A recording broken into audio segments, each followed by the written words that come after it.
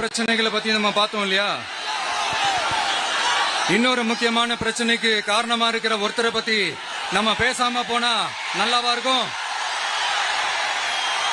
கரூர் வரைக்கும் வந்துட்டு அவரை பத்தி பேசாம போனா நல்லா இருக்குமா? நல்லா இருக்காதுல. எதுக்கு சுத்தி வளைச்சுக்கிட்டு ஸ்ட்ரைட்டா விஷயத்துக்கே வருவோம்.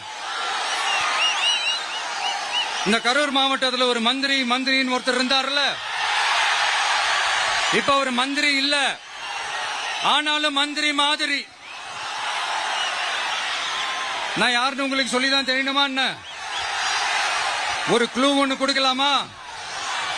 பாட்டிலுக்கு 10 ரூபா, பாட்டிலுக்கு 10 ரூபா, பாட்டிலுக்கு 10 ரூபா, பாட்டிலுக்கு 10 ரூபா, பாட்டிலுக்கு 10 ரூபா, பாட்டிலுக்கு 10 ரூபா, பாட்டிலுக்கு 10 ரூபா, பாட்டிலுக்கு 10 ரூபா. இப்ப ரீசெண்டா கரூர்ல ஒரு விழா ஒண்ணு நடத்தினாங்களே, அது என்னப்பா 30 பேர் விழாவா?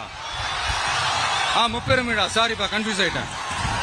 அந்த விழாவில் மாண்புமிகு சிஎம் அவர்கள் இந்த மாஜி மந்திரியை பத்தி உச்சி மேல தூக்கி வச்சு மெச்சினதெல்லாம் நம்ம காதால கேட்டோம் இல்லையா?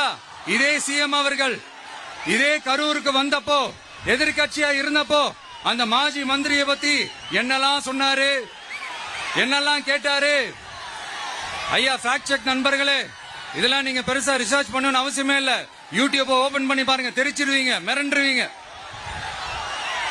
இந்த திமுகவுக்கு இந்த மாஜி மந்திரி இப்ப என்னவா இருக்கிறாரு அப்படின்னு மக்கள் பேசிக்கிறாங்க தெரியுமா? இந்த திமுக குடும்பத்துக்கு ஊழல் பண்ற பணத்தை எல்லாம் 24x7 டெலிவரி பண்ற ஒரு ஏடிஎம் மெஷினா இருக்கிறாராம்